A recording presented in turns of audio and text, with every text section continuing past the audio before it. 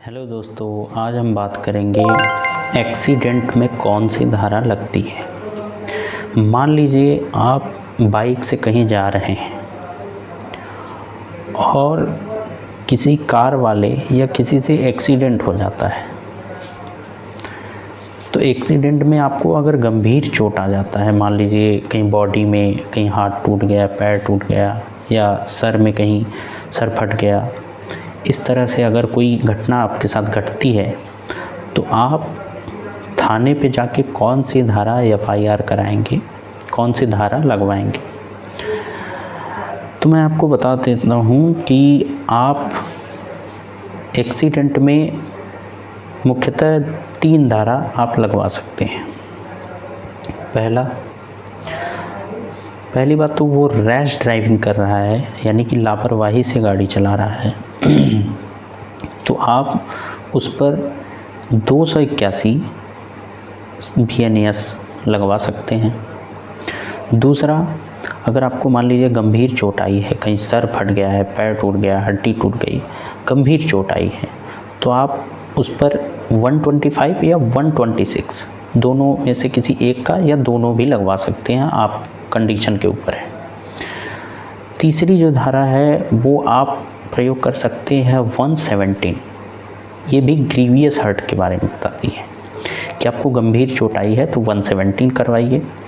और 125, 126 जो हमने बताया वो इंडेंजरिंग लाइफ के लिए है कि मानव जीवन से आप जो है खतरा पहुंचा रहे हैं मानव जीवन को। ठीक, तो आप ये 3 सेक्शन का प्रयोग कर सकते हैं जब आपका किसी के साथ एक्सीडेंट होता है। मैं फिर से रिवाइज़ कर देता हूँ वो कौन कौन सी धारा थी। तो पहला, रैश ड्राइविंग के लिए 281 यानी 281। दूसरा 125 या 126।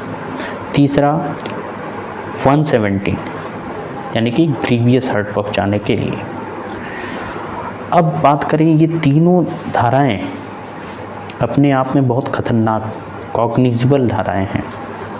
281 में तो 6 महीने की सज़ा है, लेकिन 125, 126 जो है इसमें 2 साल की सज़ा है, ये कॉग्निजेबल है।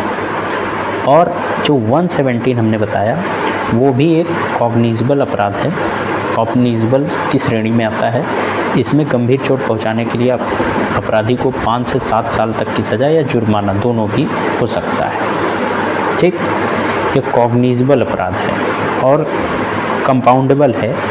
ये आप कोर्ट से आप समझौता कर सकते हैं। देखिए, मैं आपको बता देता हूँ कंपाउंडेबल अपराध क्या होता है। मान लीजिए कोई छोटा अपराध है तो पुलिस अपने हिसाब से उसको समझा देती है, दोनों पक्ष को समझाती है कि भाई आपसे ऐसा होगा।